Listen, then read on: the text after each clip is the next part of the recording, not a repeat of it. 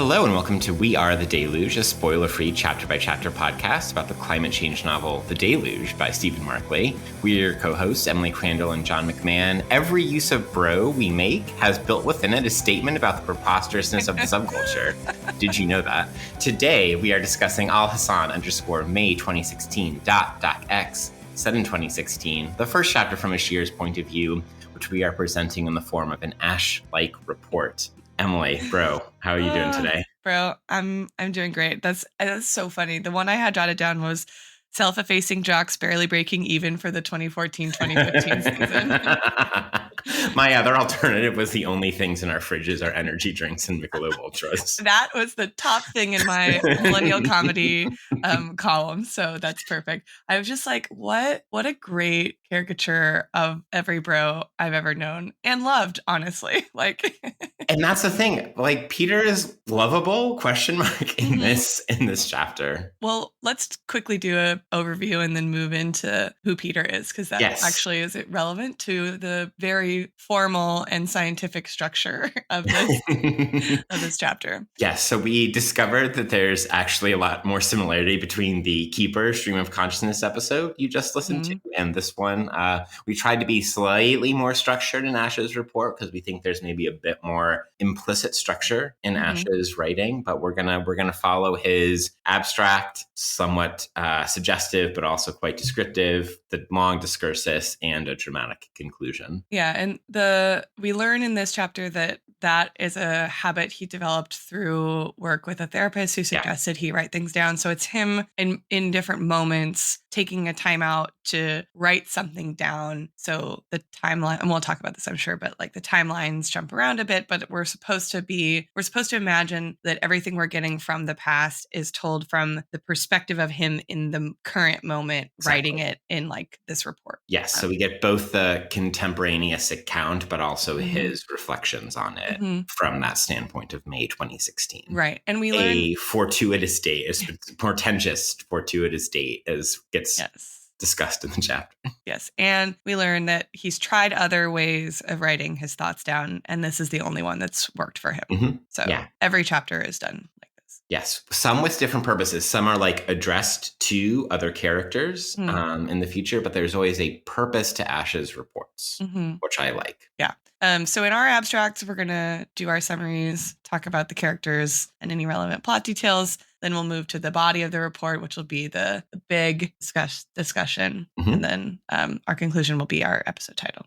Absolutely. Context. Emily, hit me with your summary. Okay. Ash, a neurodivergent math savant, muses on his childhood, relationships, recent career success, his love for basketball and data, as his ideas on what it all means begin to congeal and coalesce around the death of his father. That's really good. Mine is less good. Ashir Al-Hassan analyzes how the meaning of human relationships reflects and refracts through the algorithmic modeling of NBA games, all with remarkable directness. I think that they're actually very similar. Yeah.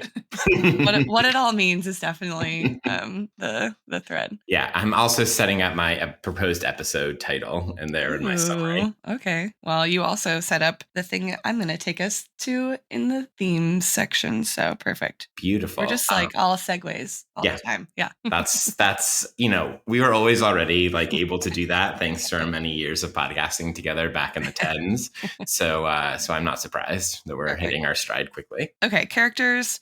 A major character in this chapter is Peter O'Connell, who we learn is Ash's business partner, that they met sort of randomly. Ash graduates from MIT and doesn't want to go the typical finance route. Yeah. He's obsessed with basketball, obsessed with data, and he wants to gamble. Yeah. Or not because for the thrill of gambling, but because he wants to sort of like solve predictions on outcomes using data and math. And he's looking for someone to finance him, and Peter's looking for something for someone to build exactly what Ash has in mind. Yeah.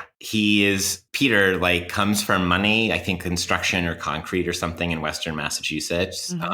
And himself made a bunch of money gambling. Yes. And then seems to have lost a lot of it, but still is doing quite well for himself in his like loft in Boston. And I don't know. I think that like Peter is, I think like himbo extraordinaire, like non-derogatory category, right? He's like a bit of a like bro with a heart of gold tropey. And I think that like one of the interesting things about Mark Lay's writing of Peter is that there's Ash always like finds more surprises in the character of Peter than he expected, right? Like Peter does like have a bit of math prowess. He does have like more seriousness than Ash expected. Like he has some genuine regard for Ash that Ash wasn't expecting either. And like there's constantly and that he's not used to.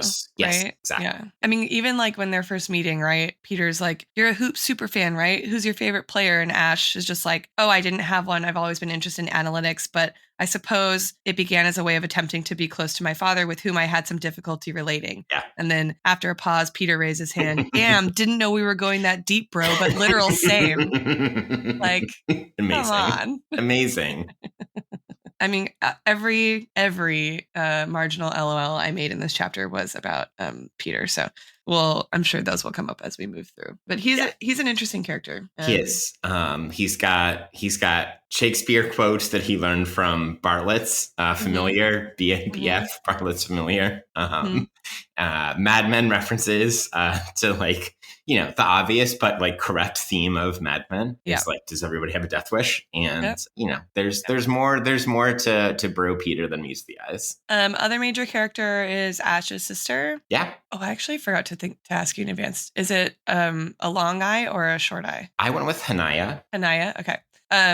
We also have Ash's sister, Hanaya Al-Hassan, who figures big in this chapter and I believe in the rest of Ash's. Yeah, definitely. And she's a sort of conundrum to Ash. She is like a rebel yet pious. She's, you know, charming but sort of brash. She was like the troublemaker growing up. They kind of never really saw eye to eye. And then her relationship with her mom changes throughout the course of Ash's illness, which we learn right at the very beginning that Ash's father has died.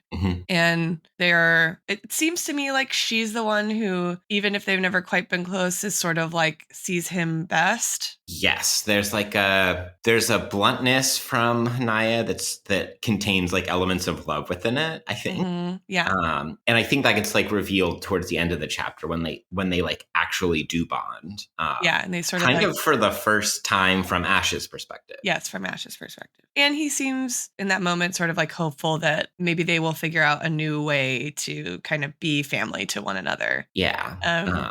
And like, I mean, the descriptions that Ash makes of Hanaya are just like interesting to track throughout, right? So like charming, articulate, funny, and socially adept, right? So these are like things that Ash is not, right? In his self-understanding. And like you said, balancing what Ash calls the rebellious streak with that piety. Right. She like wears a hijab and as a teenager, but with a pro-choice pin. Yeah, with a pro-choice pin. And like, you know, daps with all her like friends who are men of color. Friends. Yeah. And we think probably parties, right? Yeah. Oh, definitely parties. Yeah. So he's just sort of like, you are a set of contradictions, and that is confusing to me. I forgot to try to figure out how old they're supposed to be. Do you do? I did not exactly, but so Ash graduates in 2014 or 13 from MIT. So he's born 82-ish, okay. 81, 82. Oh, right. Okay. So he's a little older than us. Sorry, my math is terrible. He's like born in the late 90s. Okay, that's what I thought. I was like, wait. I'm off by a decade. Okay. Oh, right. Doing you were saying 2003. Boomer math over here. Yeah. I was like, what? Okay, so he's younger than us, and she's older than him, but only by a couple years, right? Hanaya's younger than Ash. Oh, Hanaya's younger. Okay. Yeah. Okay, got it. They overlapped in high school. We get that detail because Hanaya like didn't want Ash to acknowledge that they knew each other or were related. When she gets to high school, she says, okay. Yeah. Okay, so that's interesting because I do feel like at least the bro stuff really felt in sequence with like when we were in college. Yeah. In a way. Although I guess it does. I guess the like lovable like bro with a heart of gold is a bit more recent of a trope. Yes. He's like less fratty and more like social justice-y, but not quite. Yeah. Exactly. I forget his name, but like this like peaked with the dude in Orange is the New Black. I forget his name, but who like became the social justice bro of the internet for a couple years in the early 10s. Oh yeah, the actor's name is Matt something. Matt something, yeah, that's all I got. Perfect. I think I did my math wrong several times with Ash, right? So he was born in the early 90s. Early 90s. Yes. Okay. So he's probably like 4 or 5 years. Wait, what year did he graduate from 2014? 2013. 13. Okay, right. So I graduated from college in 2010. So he's like 3 years younger than me. Yeah. Okay. And then mom and dad. Dad is a doctor. He was a doctor. Yeah. We learned that he kept a secret stash of alcohol in the garage, which violates the particular level of religious observance that the family has. Mom, religious, but we learn like sort of politically liberal, right? One of the things that's new in 2016 in the house is that CNN is on, right? And she's sort of flustered about Brexit, and her and Hanaya have an argument at one point that was also one of my LOLs. That's like, Hanaya's like, Trump's never going to get elected. Brexit's never going to happen. You're being ridiculous. Yeah. It's really important, like both in situating us in the time, and now we're like a little bit in plot notes as well, but also these two characters, because like we get 3 things in 2016 that they highlight, right? So it's Brexit, which just happened. Trump's like wins enough delegates to get the nomination. So, and we obviously know what happens. And then also like, I think notable that they discuss like the rise of right-wing nationalist violence against Muslims in India. Yes. And then I think dad also sort of comes back, right? Like he's dead, but he's sort of like a figure that they're all kind of thinking about in later chapters. Is that right? Yeah, I think so. I mean, in part because of like the questions about human relationships that Ash is interested in. Yes. Are we missing anything from our abstract? No, it's been a long abstract. I think we get to the body of the report. Okay. You read something in your summary that is also in the abstract. I did. Refract and reflect. Yeah, it's such a theory phrase that I couldn't resist the temptation. It's so good. So in his abstract, it says, today my mother and I had a conversation that excavated certain emotional reactions I've lately experienced due to my family, my work, my father's funeral, and for reasons I have difficulty articulating, the National Basketball Association. Consider this an effort to understand the ways in which they refract and reflect one another. And then I begin with a context, a recent trip I took to Vegas. So I was like, it's a great conference abstract, by the way. I know, right? I'll begin with the context and from there argue. But I was thinking about this phrase, consider this an effort to understand the ways in which they refract and reflect, as like a really interesting way to begin this chapter. We've been tracing themes of memory, but I was like also trying to think about the layers of meaning in both like refraction and reflection, but also like to think about refracting like as an adjective, like refractory. There's like so many different layers of meaning to that. So just in terms of light, right? Like refracting is like the light changing direction, and reflecting is sort of like light being thrown back. Yeah. I love that we get physics, Emily, in this episode. I did not know that was coming. I am so here for it. I don't know.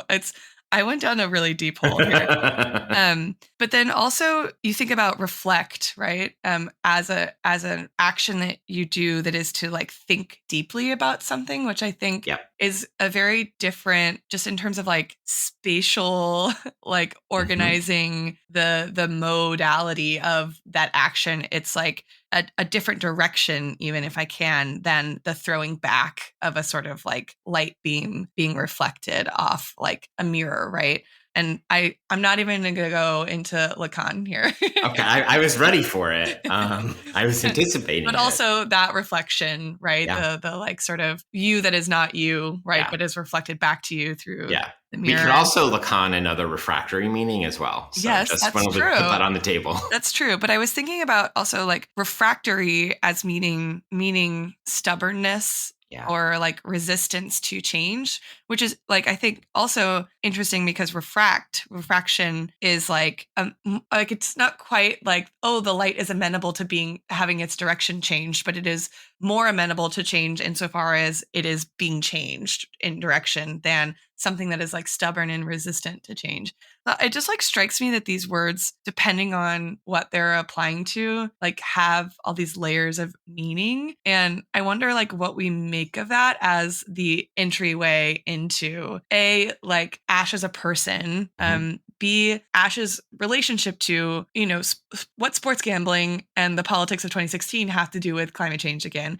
And C, like the sort of time, place, like memory stuff that we've been talking about. Yeah. And I wonder, like, if that's supposed to set us up for, I don't know, again, these problems with temporality, if it's supposed to set us up for that, the physics as being the paradigm through which we make sense of the human, or, you know, like what Ash is doing here, setting us up, or what Ash or Markley qua Ash is setting us up for here in this abstract. I was curious whether you had any thoughts about what work those two terms do. I've got a thought on each of those levels. So maybe like I'll briefly answer each of them and then you go where you want to go, right? Amazing. So I think the first level was like the question about sports gambling. And there, like what I took away from more than anything else is this shift that Ash makes that I hadn't quite registered when I had read this the first or second time, that like his modeling work, his like complex systems modeling work was with two climate experts, right? And they were modeling climate change, right? Over time, you know, over a long time scale, long time horizon with many different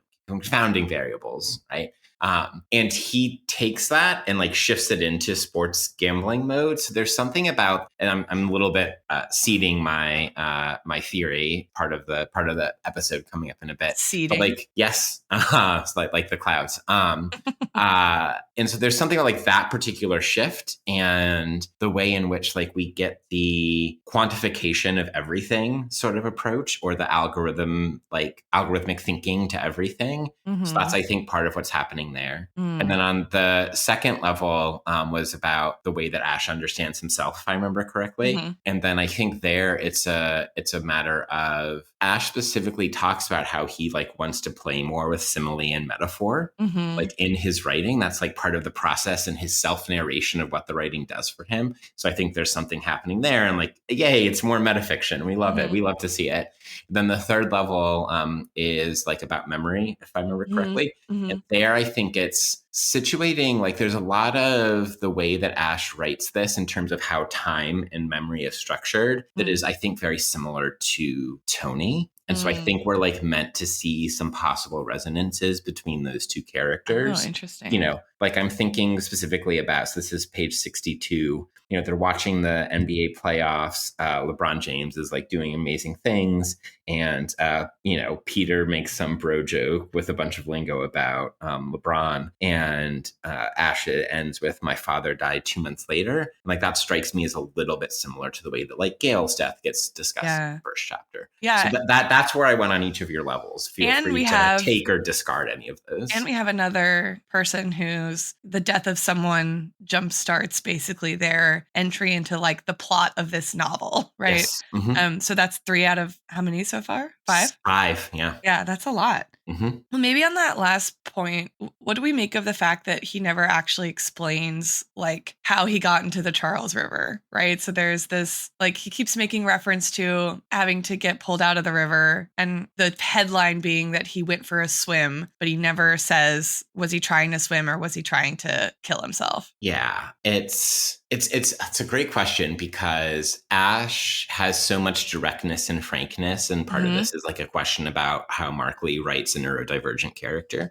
But that's the one thing that's like only ever hinted at, alluded to. Like it's clearly a suicide attempt. Right? Like there's no doubt about it, but it never, ever, ever gets discussed as such, right? It's like casual and all in the form of illusion, but never directly named. And including like, even as Ash is able to like directly and clearly address the aftermath of it, right? Like here are the drugs I tried, and here's the effect that it had. Here's what these different mental health professionals told me to do. Yeah. And a couple of them suggested something useful, right? Like, yeah, exactly. One suggested I take up running, which I found surprisingly useful, or something. Like he says something that's almost denigrating, right? Like he expected that the therapist would tell him nothing that would be useful. And then he actually finds that running is something that he like really enjoyed or that like served him in some way. Right. Exactly. Yeah. So it's the like the area in which like his mode of thinking and his / Markley's mode of writing like can't fully touch. I think too, the other thing that was in that vein for me was his sort of, I guess maybe political ambivalence. Yes. Right. So he has like all of these sort of things that he keeps saying about the nature of humans but he never like participates in the political conversation. And even from the perspective of his own narration, he doesn't appear to have a view, right? Like he says at the beginning, you know, major financial institutions have been circling young quants, had lavish offers from firms in Boston, New York, London, Tokyo, institutions eager to exploit the hard-won mastery of those with superior neurochemical wiring in the interest of market share. Just like millennial LOL all over this. Okay. The next line is the funniest line. My peers failed to appreciate the dark humor I found obvious. That if they could, these elaborate boxes of capital would lobotomize us for this wiring without hesitation. So the irony, right, is that like incredible. Oh, they're being solicited for their other than, right, like greater than normal human capacity, and yet they are tools. They are not like superhumans, right? And the companies would render them less than, right, if it served their interests. I thought that was like just so, but he doesn't like, but he's not like, and thus I am an anti-capitalist, right? He's just like, this is just how it is. And I can see it and they can't, but I don't begrudge them the fact that they can't see that, you know, like go work for Wall Street, right? There's no moralizing here at the same time as he recognizes like actually what capitalism is or does. And I think that that's really interesting. It's another place where he doesn't place himself in the like discourse of the moment, right? Like he doesn't really place himself in the discourse of the river, for example, and he doesn't really place himself here. And which is different, I think, from what you've been saying, is that he's very direct otherwise. And it's like, does he not care or does he not know or does he not realize that he's not doing it? I think I think it's the last of those. And part of that is because he has such this like clear-eyed and totally destructive like critique of capitalism in this chapter. Yeah. And like including the lingo and like the leftist like, you know, ways that we would talk about capitalism, right? So I'm thinking about like the top of 65 and were these transactional relationships not just the way of the hyper-capitalist extractivist system, right? Like the hyper-capitalist extractivist system is like, you know, choose your random lefty theorist and like they probably use that term or something very close to it in their writing. And so like Ash has, again, like the critique is clear-eyed, he understands and uses the language. Well, right. Like, he says you're not political creating purpose. Economic value, right? Yeah, exactly. Yeah. Exactly. Which takes me into, I'm making an audible in my theory. I was gonna do some Maurizio Lazzarato Signs and Machines, an Always Already podcast throwback. Yes. But instead, like because of the way you discussed that line about like the lobotomizing of these like, you know, quants, and that would be the dream of financial institutions, like we'll just go classic style and like throw it back to Marx in Capital Volume 1, right? Where he talks about, you know, the thing that capitalism wants from labor is pure labor power. And in some ways, the dream of capitalism is to distill humans and the hypothetical people they could be into labor power as ruthlessly and efficiently as possible. And like that is the economic logic of the system. And like Ash in some ways like just makes the Marxist critique and takes it as far as he can go. Like he points out that the dream of capitalism would be, right, to turn like, you know, okay, so labor power is a like interesting category in, you know, neoliberalism. We can think about immaterial labor and all of those kinds of things. But like the notion of labor power and like feeding on the brains of the living, from Marx and Capital is like so crystallized in Ash's critique of financial institutions. A literal lobotomy. Yeah, is the best thing that from the perspective or the standpoint or the logic of these finance and investment firms is to just like lobotomize the brains out of quants and like stick them in a vat and let them make models to like marginally extract more value from the economy without necessarily creating anything useful, right? So there's also a little bit of ways in which like Ash is anticipating participating like debates with on the left and within Marxism around like how do we understand like the kinds of labor that finance does like in relationship, because like finance doesn't create a use value. It creates a fuck ton of surplus value, right? But there's no use value to go with it. And so like Ash is like both, I think, doing that classic Marx thing with the like the lobotomizing the brains of these people, and also pointing to like other directions beyond. Do we think that the fact that he sort of takes it for granted without interrogating its necessity makes him like almost more of a vulgar Marxist? Like it was a sort of like inevitable outcome of capitalism, and thus like whether or not we think about it as socially constructed in some meaningful way, it is still, this is the necessary outcome, and thus that there's no moralizing about it because it just is. I think that's exactly the right point, because like to take the kind of Marx and vulgar Marxism analogy further, Ash, and your physics analogy further, because like we're gonna stick with physics, Emily Crandall, and because one way of Marx uses this phrase, and like obviously a lot of theorists have like worked with this idea of Marx is providing in Capital, and its 3 volumes, providing the laws of motion of capitalism or of capital. And there's something about Ash's like reduction of all forms of life to math and science, right? That gets him into trouble in his interpersonal relationships. Yeah. But which like maybe parallels that if he were a Marxist, he would just be like, we've got these laws, we're just going to apply them in every single condition, right? Yeah. And like that's a little bit what he does, like particularly with regards, I think, to, for instance, his father's cancer, right? He's like, well, I'm not going to pray. It's like just a matter of math, right? Is what we're going to do here. And also like, this is, I think, I'll say it as cryptically foreshadowing as possible, but Ash is like, when you have a hammer, everything looks like a nail. And when you're a quant in the way he is, everything looks like a like black box problem to be solved. The way that develops over the course of the novel is, I think, something worth tracking. Man, there's so much that I want to follow up there. So I was thinking when you were talking about the latter bit about the sort of like physics, if we can, in Marx, about what people who work on Marx from the perspective of EPT have done with the idea of the metabolic rift. Ooh, yeah. And that, I think, leads to one of the other themes that I think follows directly on what you were saying about how Ash kind of reduces everything to math and science. I was wondering whether there's not a kind of like opposite of anthropocentrism here.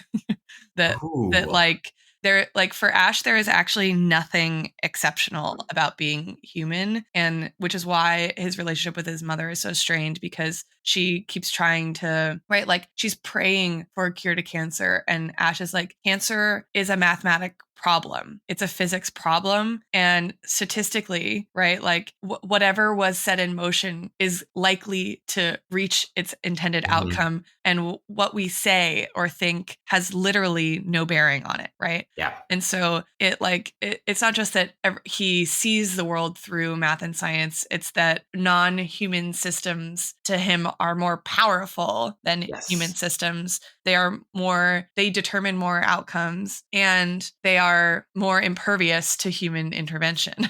And so like physics is going to do what physics is going to do, right? No matter whether we pray or vote or whatever. And I was like, I think that's an interesting, like, I'm curious to trace how that is going to actually play out in the climate crisis as it develops, because, right, like he leaves climate modeling, as you pointed out, for gambling, in part because climate modeling is sort of like there's less room to play there, right, for Ash, because it's already set in motion, right? Was my sense of why it's not interesting for him. It's a great reading, yeah. And which is a really different perspective from Tony, for example. So in the ways in which they're alike, that is one extreme difference. Yes, because Tony's fascinated by the modeling that he and Nico are doing. Yes. The Clath rates and what that means then in the broader context of climate modeling more broadly. And for him, the models suggest that we have to do something right away. Yes. Right. For Ash, the models speak for themselves, and they're already on a path. And like, I'm going to go watch NBA, which is like, I just think such an interesting way to deal with climate ambivalence that has nothing to do with politics and everything to do with science, or like the relationship of like the human to the non-human, in terms of like what we know about how it works, right? And like what's moving, what are the drivers, right, of nature or of the natural world, or of like, he uses the word entropy like 8 times in this chapter. No, I mean, I think we hit 2 of the 3 laws of thermodynamics in this chapter, if I recall correctly, like including that, like it's all just entropy and we're all just going to die, right? Okay, so right, everything decays the maximum entropy. Yes. Okay, so was bumping from your theory to another theme, but I want to go back from this theme to a cultural artifact. Oh, please, yes. But I'm going to weave 2 together from one passage. Okay. I love this. So this is the Shakespeare bit. So on 67, Peter says, "It's like they say, ruined love when it is built anew grows fairer than at first, more strong."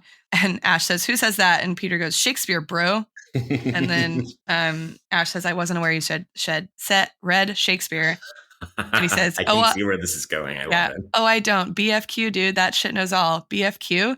Bartlett's familiar, bro. Bart fam. Bartleby the Scrivener. That thing basically wrote the intro to every paper I ever had in college. You're a perspicacious man, Peter. Stick with me, kid. I'll take you to the stars," right?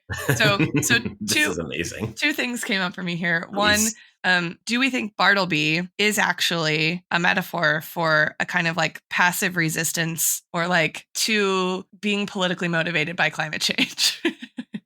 Incredible. A. B, everyone should go read philosophy, bro. And this is my central cultural artifact for this chapter. I love it so much. For those of you who don't know what it is, it's a site. I think it has now since become a couple books or something, but a person translates. Gotta monetize that shit, bro. Monetize that shit. This is a philosopher or a person who has some philosophy training who translates great texts into bro speak, which is a very useful tool for teaching, actually. I haven't thought about this site in like probably like 6 or 7 years. I am so thrilled that you have brought it back to the forefront of my memory. Yeah, it's great. But I love that it's Shakespeare, bro, is woven in with this figure, right? Like, I mean, Bartleby is like, I would prefer not to. And if that's not Ash, I don't know. You know, his mom's like, please pray with me over the deathbed of your father. And he's like, I would prefer not to. And leaves, right? Like, and I don't know. I feel like there's an allegory for something about our relationship to climate change in there. Ooh, I'll try to take this up. I mean, you and I were both in grad school at like peak Let's Theorize Bartleby years, right? Like the first half of the 10s, I feel like, you know, that's someone that a number of different theorists like Zizek took up Bartleby, like Xiang Nice took up Bartleby in the Ugly Feelings book. Like there's a lot of like different parts within critical theory, broadly understood, who took Bartleby up. Well, and I think even in some of the work that we do together on theories of work and labor, right, exactly, that you could place him sort of in the firm, right? Or maybe he's like loneliness, right? If we want to go Arendt or something, right? Like, I don't know. Yes, he's everywhere. Yeah. And I mean, and particularly that question that you raised of like, to what extent is Bartleby like a political actor? And if so, what kind of politics do we mean by that? And I don't know if I would so much liken Ash and Bartleby, but say that like Ash hasn't even he gets to the I would prefer not to in the interpersonal relationships, but like back to your refract sort of setup, I'm not sure he's refracted that back up through like climate change writ large or climate politics writ large. Like, I don't think he knows what the I would prefer not to of that is, or at least hasn't given voice to it as of this chapter.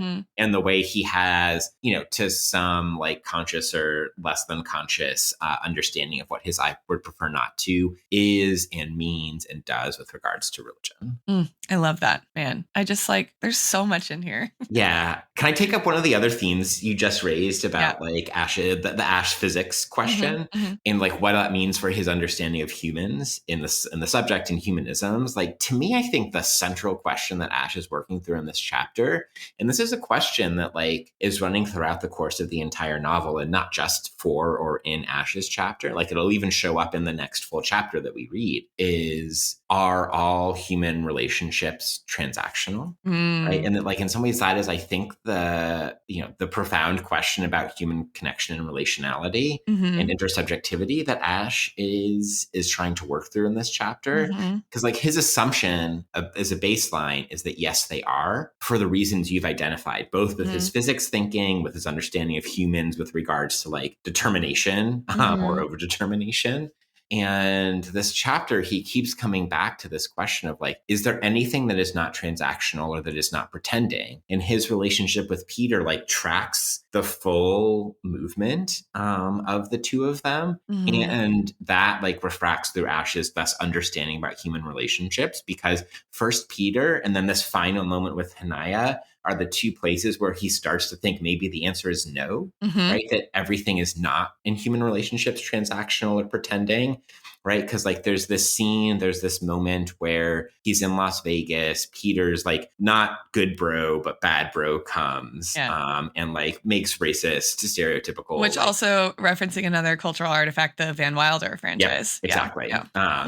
And like Peter stands up for Ash, but kind of frames it in terms of like value or contribution. And this leads to Ash's like thinking about this. So this was just another transactional mechanism. But then it's when they're in the cab ride, right? And Peter is pawning the engagement ring he had bought for his, private girlfriend, for his girlfriend up until a couple of weeks before that, Rachel. And the thing that was the breaking point for Peter's relationship with Rachel is that Rachel like thought that Ash was weird, didn't want to hang out with him, and said that Peter shouldn't hang out with him because he tried to commit suicide by jumping into the Charles River. And there Peter stands up for Ash like on humanistic terms rather than like value-based terms. And like that's a turn for Ash. And then it comes again with Hanaya when they have this moment of connection at the end. Okay, so I'm gonna go from there to my theory because Please. So what was interesting to me is that so he sets up in the abstract that this conversation with my mother is sort of the beginning of today my mother and I had a conversation that excavated certain emotional reactions I've lately experienced. And the thing that she ends the conversation with is, you have come so far, Ashir. God gave you an amazing talent. He put something inside you that very few people have. I only want you to learn that happiness is about using such gifts for that which is beyond yourself. I'm not even talking about something holy, just something higher. So I was like, what is happiness? And are you going to Aristotle? I'm going to Aristotle. Yes.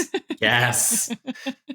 I love this. I'm going to Aristotle. Yeah. So also the other line where I thought where Aristotle appeared for me is when they're texting during the Oklahoma City San Antonio game. Oklahoma City completes its upset. Peter texted me, Birdman Tannen, one of his nicknames for the Black Box, nails it. When we're millionaires, don't change on me, bro. And then Ash says, I texted back in an effort to be teasing. Are you concerned that when you achieve what you've worked for so vigorously, you'll find yourself feeling empty? What will you do if you conquer NBA gambling, Peter?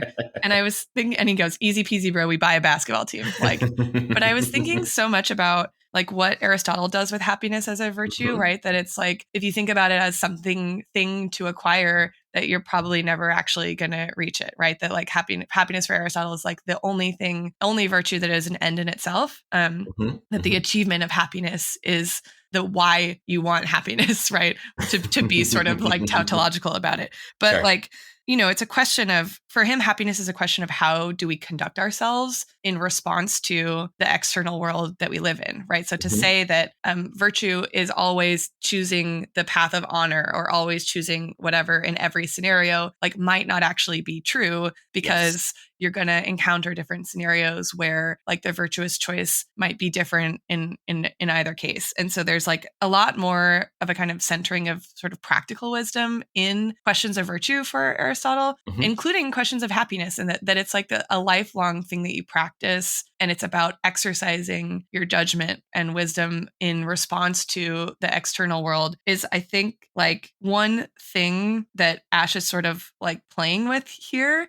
But that also for Aristotle, right, that the ethics is like the precursor to the politics, right? So that the virtue of the soul matters specifically for political life, right, as collective life, so that there's a relationship between the individual kind of search for happiness and search for virtue or pursuing of one's goals in general, and the sort of like health of the collective, right? Because like Aristotle also has these kind of like natural metaphors for the polis, right? It's like a hive. It's like, all these different kinds of animal metaphors, and it like has a kind of collective sense or purpose.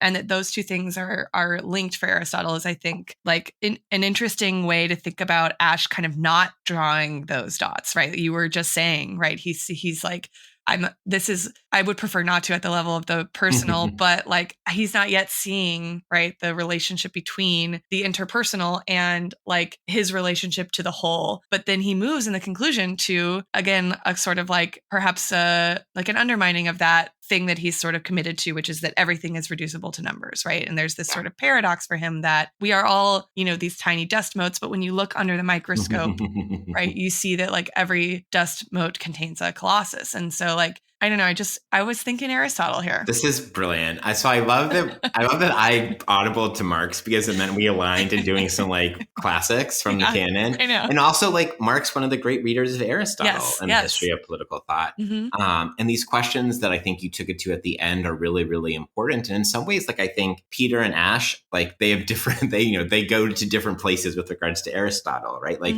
even with the quote the text exchange you cited, right? One like small thing that happens that I think is actually quite telling is, you know, Ash's text back is like, what will you do if you conquer NBA gambling, Peter? Right. So he wants to isolate Peter as like an individual, like one single subject.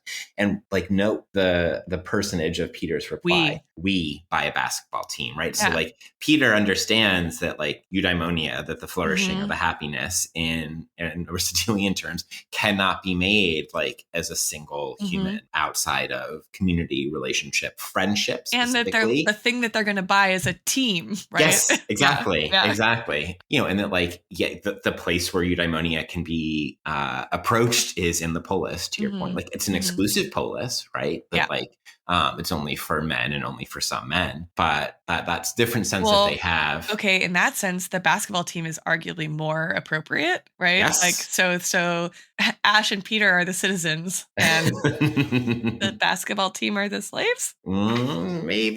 Sorry, but like, that's a bit of a dark joke. No, there, I mean, it's appropriate for this book, if nothing else. But then in Ash's like trajectory over the chapter is so notable because like, while I think he gets, as you and I have both come at in different ways, that like, okay, human relationships are more than transactional.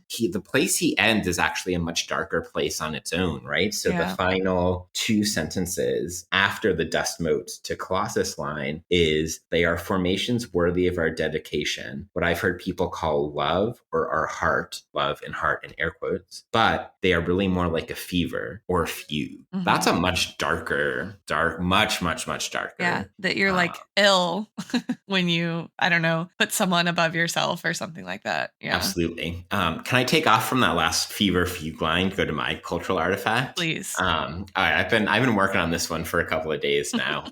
My cultural artifact is the movie Uncut Gems. Oh my God, stop.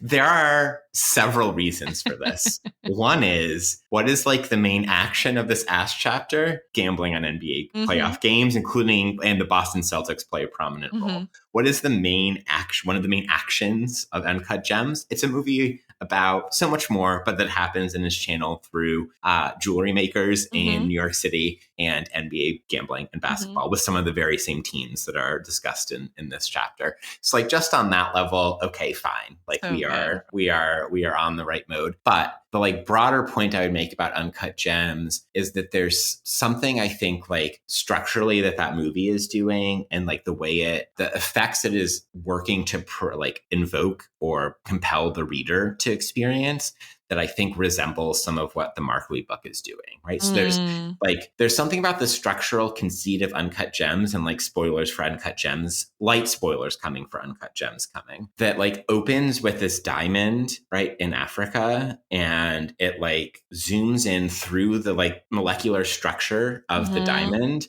right? And like goes in this mine, and like we're meant to understand there's some sort of like slave labor or extremely coerced labor. And like it comes out through like the asshole of Adam Sandler, this jewelry diamond dealer, jewelry maker, diamond dealer in New York City. And like there's something about that structural conceit of, I want to think through something that we have trouble considering the scale of in this creative way. I think a little bit parallels, like the diamond is the parallel to climate change, right? And for Markley. So I think there's something about that. the ability to like create a work of culture that is extremely stress and anxiety provoking, but is also like funny and engaging and like ultimately kind of humanistic, even if it's a fucked up humanism, is I think like a parallel between these two pieces.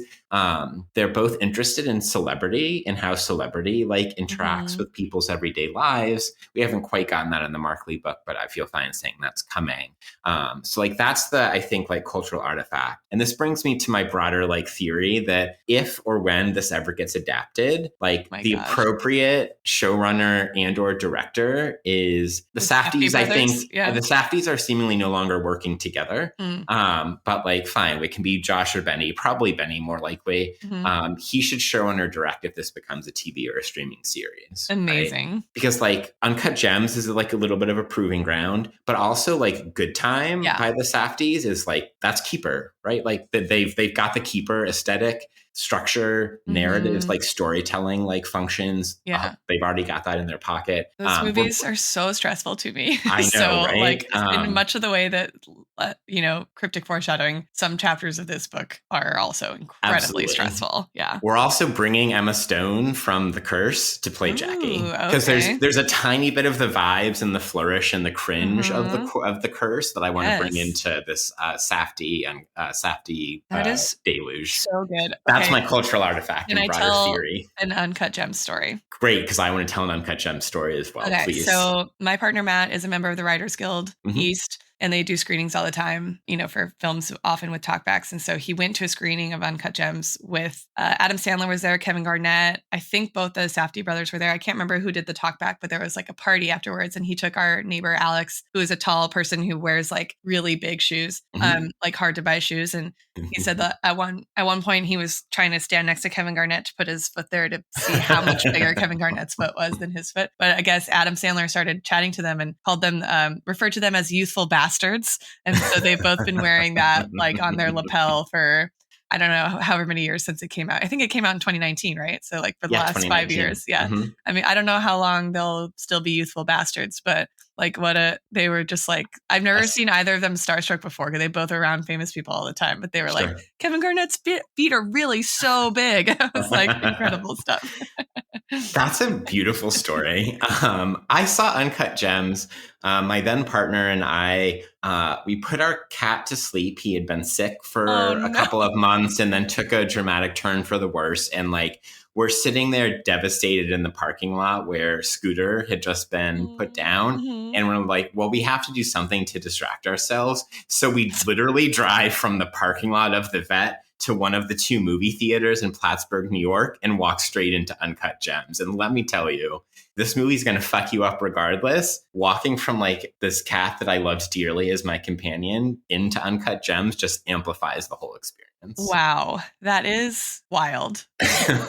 What a choice. What a choice. Oh my gosh. Maybe two more things we need to talk about theme-wise in this chapter. One is, here we have Mark Lee like writing a neurodivergent man of color, right? Which like, we don't know much about like Mark Lee in terms of like, neurodiversity or whatever, but like, a white dude. But like, how did you think he did with the writing of Ash's neurodivergence? Like, if we can even make that judgment at this early stage of the book. Yeah. So my aunt, who is a clinical psychologist, talks about... You can hear on Emily's other podcast, Stuck in Stony Brook, a podcast about the Babysitters Club.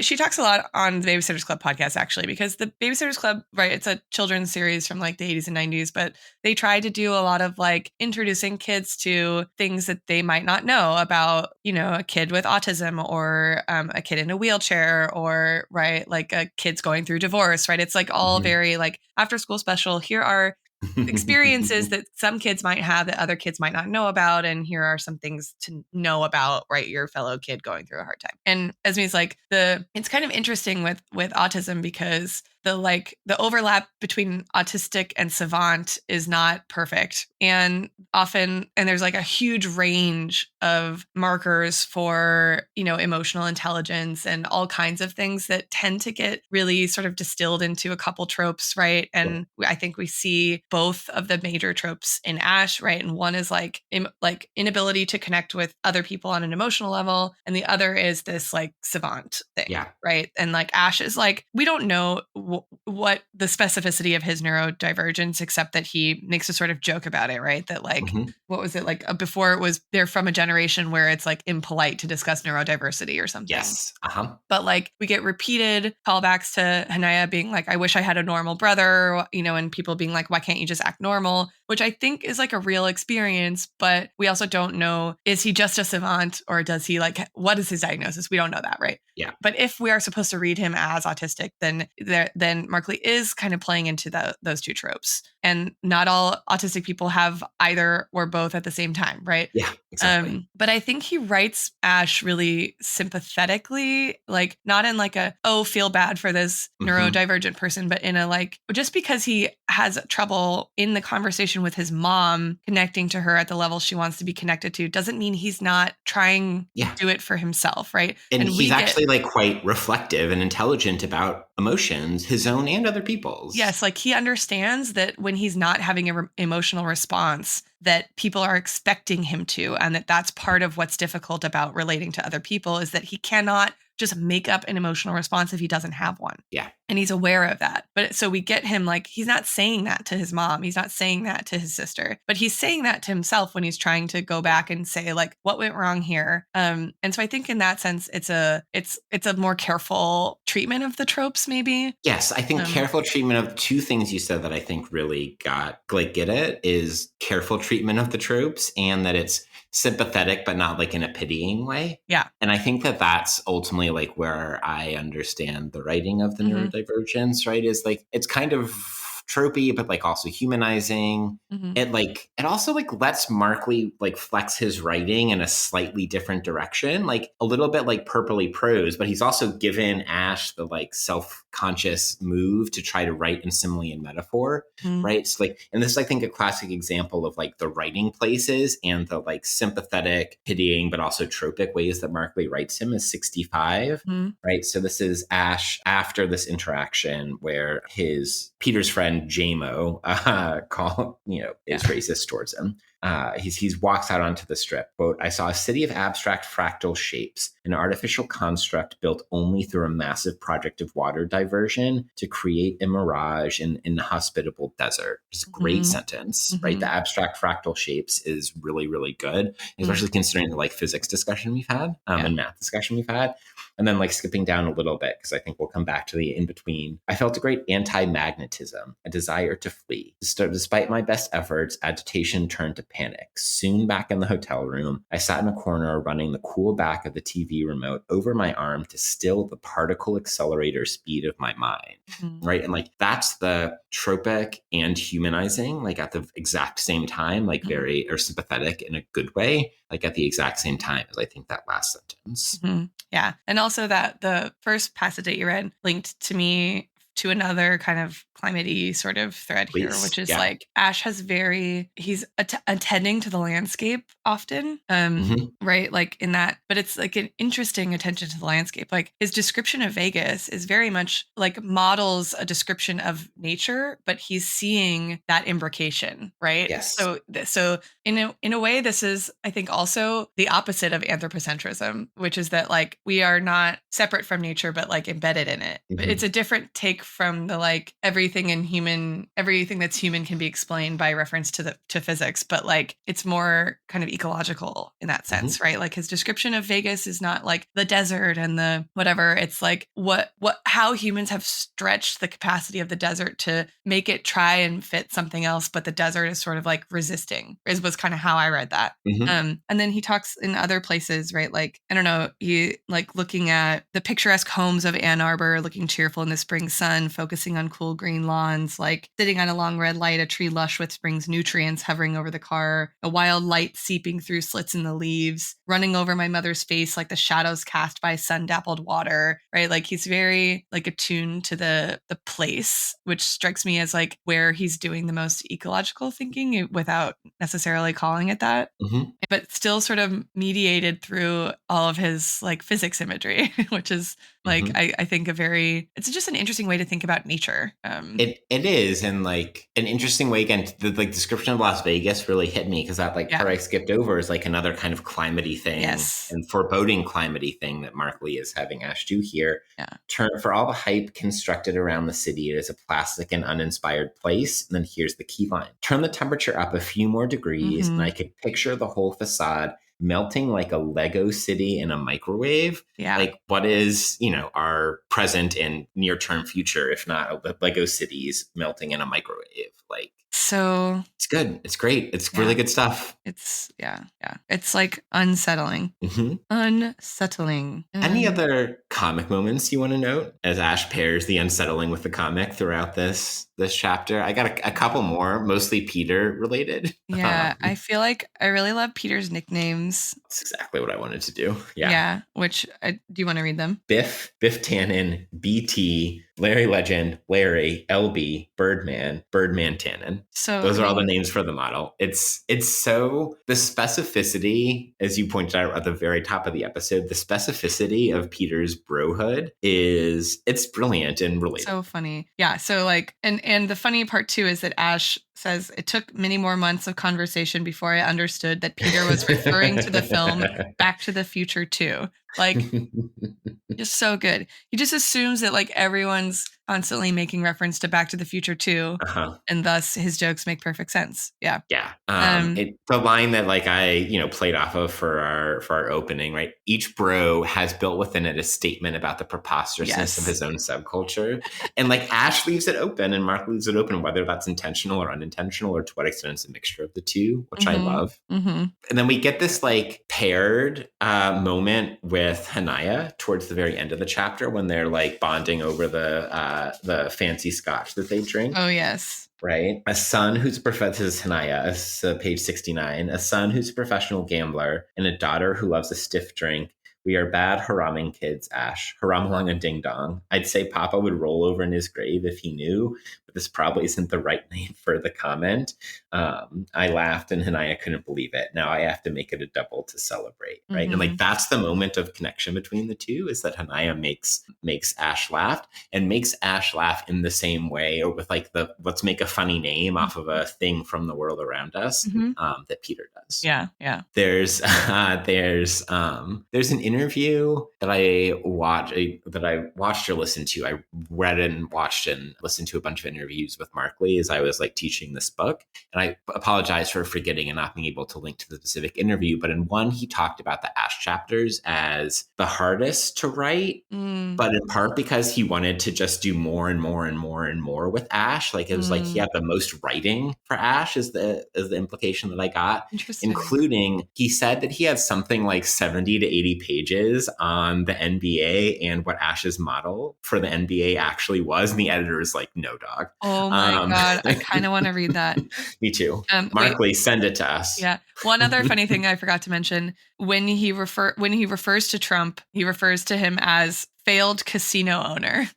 Just like that's his only descriptor, which I thought was really funny because we get like, doesn't he get referred to as like a reality television persona in another chapter? So it's just like all these little pejoratives that like undermine his capacity to like be a political leader. But just a good failed casino owner is a very good one. It is. Are we missing anything? I think we put everything into the report that I'd like to submit. We have gotten in there. Great. I would just like to make one nod also to another bit that Peter does that it's both funny and one of our favorite theoretical figures. Hold on. Where is this page? 62. They're watching the Celtics play, and Peter howls, Bron, what a freak show. What a fucking cyborg. We should put him in one of those prison cells where they keep Magneto, which also like bringing the X-Men to bear on with Donna Haraway, you know? Yeah, exactly. Like, can't let the cyborg go by without being flagged. There's definitely a future you doing Haraway theory. Oh, 100%. But it's or just several, a matter of when. One or several Haraways, yeah. Perfect. I just wanted to flag one more thing just because it's a theme we've been tracing so far. I think one way to read some of his ruminations on like the human mind sort of resisting regression to the mean is as another iteration of the mundane and spectacular. Right. That like, you know, even those who are secular reject this regression to the mean. You know, the mind yearns to believe in the extraordinary, the mighty, and this explicates so much about our fears and insecurities. But like, you know, stats don't lie, right? Like data doesn't lie. So yeah, I mean, to take your point even further, right? Like he names that in the chapter, right? The mind yearns to believe in the extraordinary, the mighty, and this explicates so much about our fears, insecurities, and delusions, right? Death, decay, the ultimate regression to the mean. Beautiful. Yeah. Beautiful. Beautiful by Ash, beautiful by Markley. We love to see it. Shall we conclude? We should conclude. Emily, what's your episode title suggestion? Okay, mine is dustmotes _ colossus .docx. That's incredible. We're going with yours. Mine is r _ relationships _ transactional .docx. Ooh, that's good too. Yeah, I like dustmotes _ colossus. I think that's where we're going. Okay, fine. I accept. All right. Well, thank you, listeners, for joining us on another episode of We Are the Deluge. Up next, we got a little mini episode on the hypothetical Wall Street Journal book review of Tony's hypothetical book set in 2017. And then we will discuss the final chapter in book one of Stephen Markley and get our last POV. Wow. I can't believe it. Yeah. It's like when you break it into such small pieces, it kind of goes fast. My students would disagree with you on that one. I'm a sicko, so. I mean, same. And I told them that, like, you know, I love this book and I understand what that says about me. Yeah. You know. I hadn't even thought about that when I recommended it to literally everyone I know, but oh well. But it's a great like test of do they vibe with you in that particular way or not? Is like, do you pick up this 900-page novel and be like, hell yeah, I'm gonna do this, or be like, there's no fucking way. Oh, amazing. Well, thank you so much for tuning in to We Are the Deluge. And we are the Deluge.